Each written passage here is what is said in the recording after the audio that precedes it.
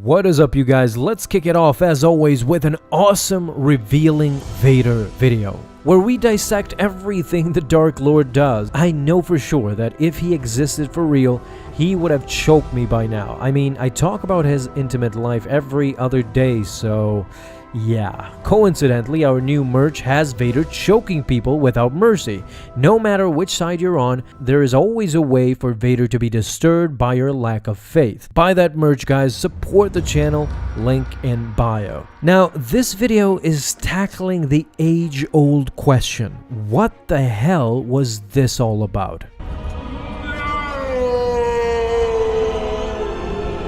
It's been memed for more than a decade now, but did you stop to think that this might actually make perfect sense and can be explained precisely? Listen, just a quick disclaimer. I'm not saying that this is what George Lucas intended to do originally. Maybe he did, maybe he didn't.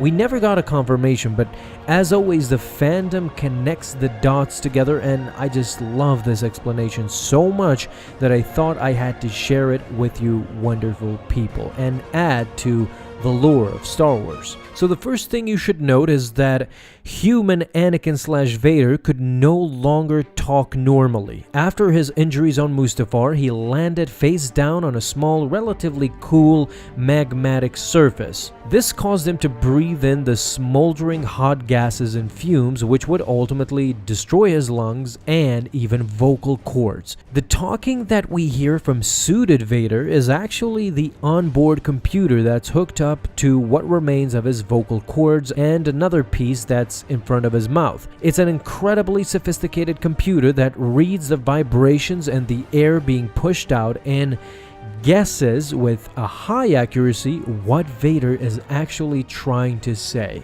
The piece in front of his mouth simply amplifies his voice, with his helmet giving off the iconic deepened voice. This is part of the reason why his voice sounds so robotic. Think of it as a constant autocorrect for his speech. But there's more. Vader's voice is not simply an amplified version of what he says.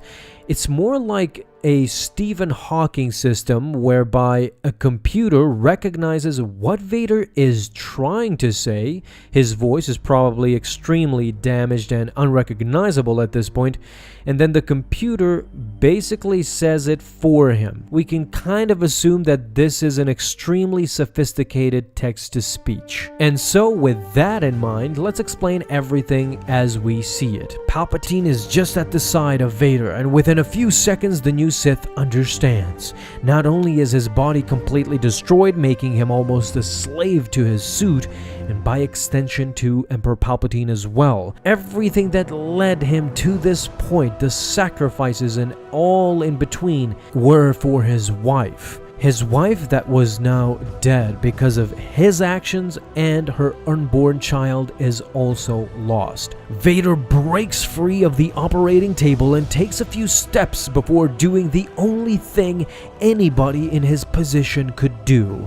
He screams in bloody agony. At this very moment, his vocal computer has nothing close to this sound in its database. It doesn't know how to translate screaming, so it translates it to...